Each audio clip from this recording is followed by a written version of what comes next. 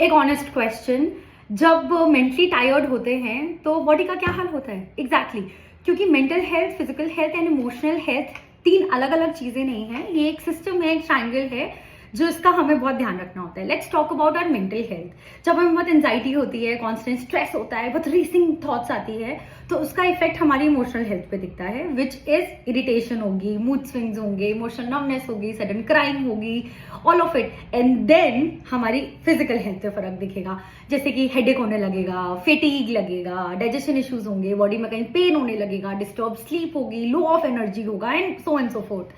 So body is literally saying कि boss अब mind थक गया है and that is it, let's just call it a day.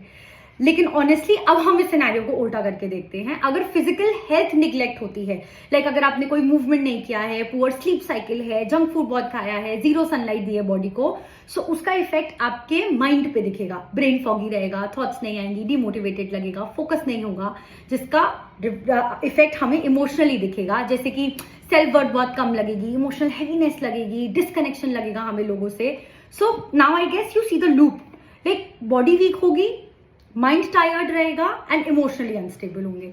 सो जैसे अब अगर हमारे इमोशनल्स डाउन है, let's talk about, so unprocessed बहुत सारी चीजें हैं, कोई ग्रीफ है, कोई एंगर है, कोई सैडनेस है, या कोई ट्रॉमा है जो अनरिजॉल्व हमारी बॉडी में रह गया है, उससे हमारा माइंड कॉन्स्टेंट एक अलर्ट मोड में रहेगा, हम सर्वाइवल मोड में रहेंगे, ओवर थिंकिंग होगी, मेंटल एग्जॉस्शन होगा, एंजाइटी होगी, एंड बॉडी पे दिखेगा टाइट शोल्डर्स होते हैं, क्योंकि बॉडी स्टोर करती है कोई ट्रॉमा या कोई अनप्रोसेस्ड इमोशन. तो चेस्ट हैवीनेस होगी, हार्मोन इम्बैलेंस होंगे, कोई क्रॉनिक पेन हो जाएगा. सो इमोशंस जो फील नहीं हुए बॉडी में वो स्टोर होके रह जाएंगे.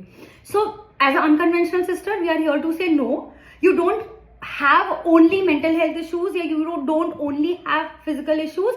This is all misalignment of these three things which requires alignment so that they help you fix everything. जैसे अपन ने अपनी बॉडी को मूव किया फॉर 10 मिनट्स, भले ही वॉक पे चले जाओ, हमने अपने इमोशंस रेगुलेट करने के लिए डायरी एंट्री करी या जर्नलिंग करी, या हमने कोई थेरेपिस्ट से बात करी, फॉर दैट मैटर किसी से भी बात करी, ब्रेन को रेगुलेट करने के लिए, काम करने के लिए हमने मेडिटेशन किया, बाउंड्री सेट करी, कुछ रेस्ट कर लिया, कुछ डिटॉक्स कर लिया किसी भी तरीके का, डिजिटल और अदरवाइज.